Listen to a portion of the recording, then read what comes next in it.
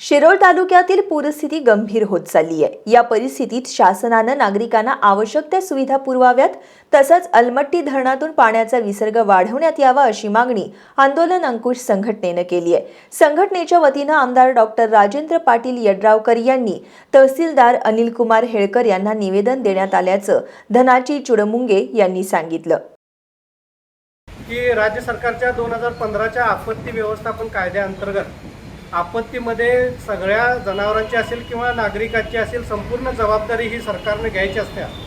आणि स्थलांतर करायचं असेल तर तिथं स्थलांतर जनावरांचं करायचं असेल तर त्यांना वाहनांची व्यवस्था, नागरिकांचं करायचं असेल तरी वाहनांची व्यवस्था, जिथं जिथं निवारा शेड सरकारने केलेले आहे त्या निवारा शेडविषयी सगळी व्यवस्था ही सरकारमार्फत व्हायला पाहिजे। आणि तिथं निवारा शेडमध्ये जनावरांच्या चाऱ्याची असेल व्यवस्था सगळी करायला पाहिजे सरकारनं। आणि ही सगळी आपत्तीमधली जबाबदारी ही तहसीलदारांची आहे आणि त्याचबरोबर इथल्या सरकारची आहे। म्हणून आम्ही आत्ता इथं निवेदन आत्ता सरकारला आणि इथल्या आमच्या आमदार साहेबांना दिलेलं आहे। आणि जर यदा कदाचित अजून पूर परिस्थिती जर गंभीर बनत चालली तर ही सगळी जबाबदारी घेऊन निवारा केंद्र तात्काळ सरकारनं सुरू करून सगळी व्यवस्था सरकारने करायला पाहिजे।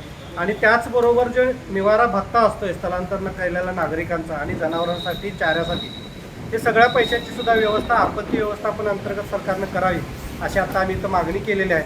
माझं या माध्यमातून नागरिकांना आव्हान आहे की तुम्ही कुठेही स्वतःची व्यवस्था न करता पै पाहुण्यांच्याकडे न जाता तुमच्या गावामध्ये जे तलाठी आणि ग्रामसेवक आहेत, आता आपल्या तहसीलदार साहेबांनी सांगितलेलं आहे की प्रत्येक गावामध्ये 24 तास आमचा अधिकारी उपलब्ध आहे।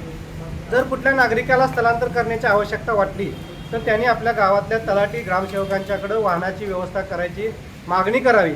आणि ते ऐकत नसतील तर आंदोलन अंकुशकडे तुम्ही मदत मागा, आम्ही ती संपूर्णपणे करायला तयार आहे। पण या महापुराच्या काळातली सगळी जबाबदारी ही सरकारची आहे आणि सरकारने सगळं सोसायला पाहिजे अशी आम्ही स्पष्ट मागणी आता या कायद्याअंतर्गत केलेली आहे।